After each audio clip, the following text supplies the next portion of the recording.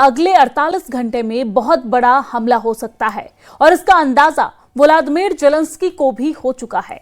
आपको जानकारी दे दें कि ओडेसा पर रूस के हमले ने जेलेंस्की को झकझोर कर रख दिया है। ओडेसा में 8 लोगों की मौत हुई है जबकि 30 लोग घायल हुए हैं और अब रूस और अमेरिका के बीच अलग से मीटिंग हो रही है, जबकि यूक्रेन, यूरोप और अमेरिका अलग अलग मिल रहे हैं। अब जेलेंस्की ने बहुत कुछ अमेरिका पर छोड़ दिया है, लेकिन खबर यह है कि यूक्रेन में उनकी फौज युद्ध तेज करना चाहती है। खास रिपोर्ट देखिए।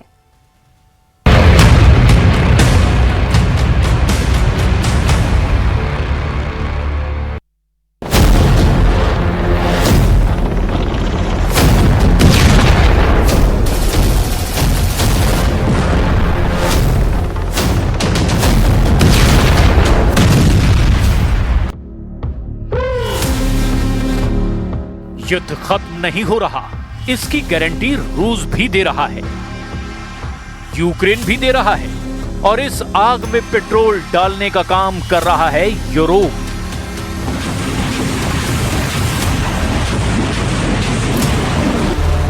बर्फीले वॉर जोन में रूस और यूक्रेन की टक्कर अब और खतरनाक होने जा रही है।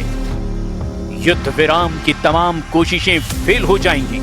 अब जेलेंस्की के सैनिकों ने कसम खा ली है कि ना तो पीछे हटेंगे ना ही पीठ दिखाएंगे। उन्होंने डोनेट्स्क के मोर्चे पर तोपखानों को सुपर एक्टिव कर दिया है।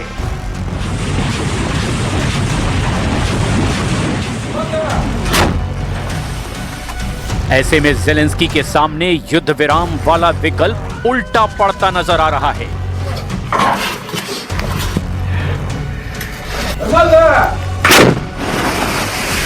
अब यूक्रेन और रूस के युद्ध को लेकर क्या होने जा रहा है?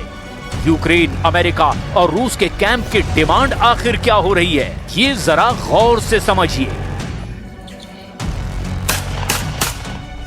जेलेंस्की चाहते हैं कि रूस की सेना यूक्रेन की जमीन से हट जाए। Russia go back. Donald Trump चाहते हैं युद्ध विराम हो जाए, जल्द से जल्द हो जाए। Ceasefire.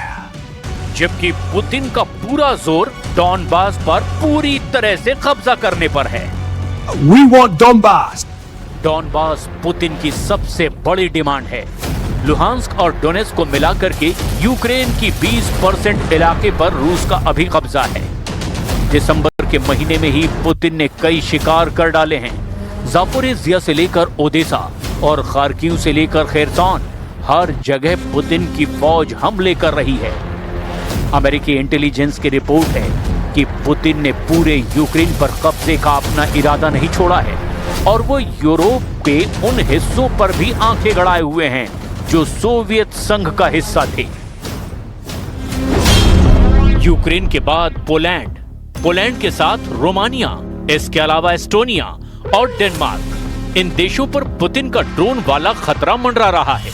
इन देशों का इल्जाम है कि पुतिन ने नेटो पर चढ़ाई शुरू कर दी है क्योंकि रूस के ड्रोन इन सभी देशों की एयर स्पेस को चीरकर अब पूरे यूरोप पर हमले का सिग्नल दे रहे हैं।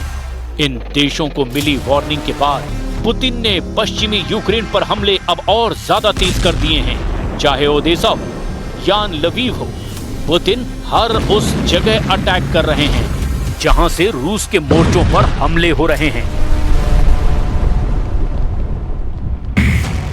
पुतिन अब नेटो और यूरोप को बताना चाहते हैं कि वो उनसे सिर्फ 70 किलोमीटर ही दूर हैं। पुतिन बताना चाहते हैं कि रूस की फौज और नेटो के बीच बस 70 किलोमीटर का ही फासला है और ये 70 किलोमीटर ऐसी दूरी है जिसे पुतिन किसी भी पल नेटो से छीन सकते हैं। पुतिन बता रहे हैं कि 70 किलोमीटर के फासले को तय करने में उनकी फौज को 70 मिनट भी नहीं लगेंगे। पुतिन के गुस्से के बावजूद जेलेंस्की की सेना डटी हुई है। वो अंदर ही अंदर गुस्से से लाल होती जा रही है। डोनेट्स्क में एक कमांडर ने कह दिया कि वो अपना मोर्चा किसी कीमत पर नहीं छोड़ेंगे। डोनेट्स्क का ये मोर्चा रूस की सेना से आमने सामने की टक्कर ले रहा है। यहाँ तैनात तोपखाना लॉन्ग रेंज वाले गोले मार रहा है। इन गोलों पर यूक्रेन की फौज को पूरा भरोसा है और वो किसी भी कीमत पर अपनी जमीन सरेंडर नहीं करना चाहते। उन्हें पुतिन के साथ युद्ध विराम पर जरा भी यकीन नहीं है। यूक्रेन के ड्रोन ने रूस पर बहुत लंबी दूरी के हमले भी किए हैं। यूक्रेन के ड्रोन ने कैस्पियन सागर में तेल निकालने वाले प्लेटफॉर्म यानी एक ऑयल रिंग पर अटैक कर दिया है। कैस्पियन सागर में फिलानोवस्की तेल और गैस क्षेत्र के एक ड्रिलिंग प्लेटफॉर्म को भी नुकसान पहुंचाने का दावा किया गया। 10 दिनों के अंदर यह चौथा हमला है। यूक्रेन से कैस्पियन सागर की दूरी 1000 किलोमीटर से ज्यादा है और यहां तक ज़ेलेंस्की की फौज लगातार हमला कर रही है।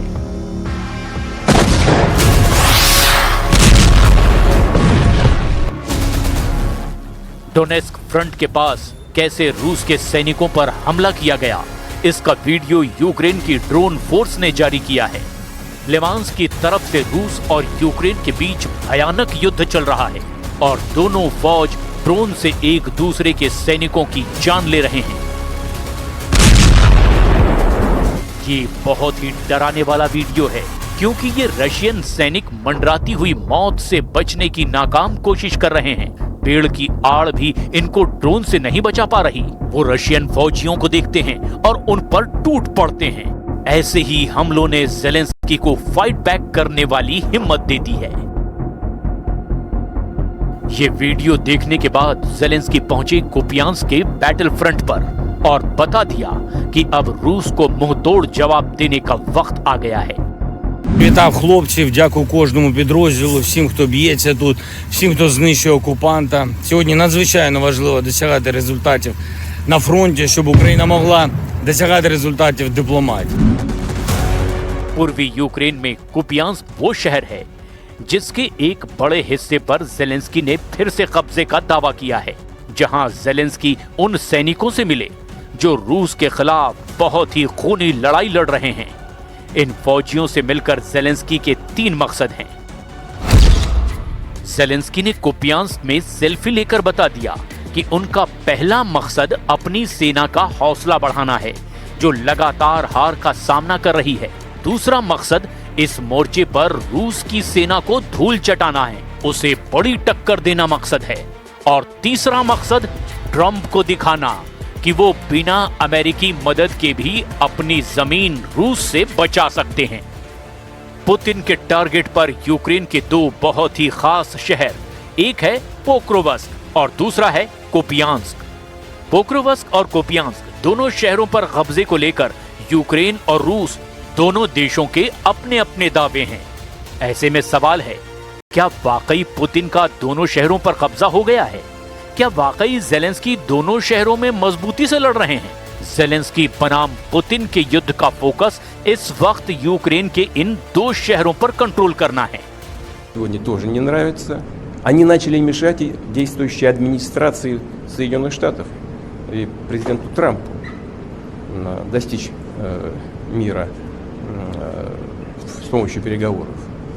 Сами отказались от мирных переговоров и ज़ेलेंस्की के सामने मजबूरी है कि वो चाहकर भी सरेंडर नहीं कर सकते, क्योंकि ऐसा करना उनके लिए खुद के लिए खतरा पैदा करना होगा।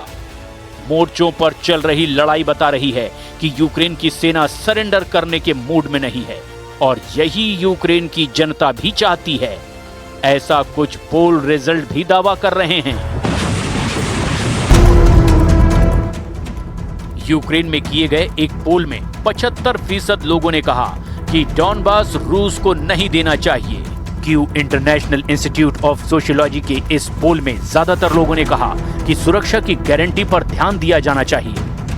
63% लोगों ने कहा जब तक युद्ध मुमकिन है लड़ते रहना चाहिए। हालांकि दूसरा सच ये भी है कि यूक्रेन को लड़ने के लिए अब सैनिक नहीं मिल रहे हैं।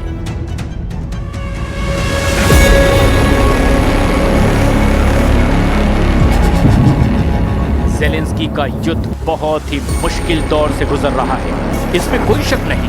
साथ ही उन पर अमेरिका का भी दबाव है, क्योंकि ट्रंप चाहते हैं ज़ेलेंस्की डॉनबास पुतिन के हवाले कर दें और युद्ध विराम करें। लेकिन ज़ेलेंस्की की सेना ने पूरा दम लगा दिया है। रूस में भी यूक्रेन के ड्रोन अटैक बढ़ते चले जा रहे हैं। ऐसे में कोई शक नहीं कि दिसंबर 2025 के आखिरी दिन बहुत खतरनाक होने जा रहे हैं। यूक्रेन और रूस के बीच नहीं, बल्कि पुतिन और नेटो के बीच तनाव बढ़ रहा है। यही वजह है कि ट्रंप भी अब घबराए हुए हैं, क्योंकि ना ज़ेलेंस्की झुक रहे हैं, ना पुतिन नर्म पड़ रहे हैं। ऐसे में नए साल से पहले बचे हुए दिन बहुत अहम होने वाले हैं।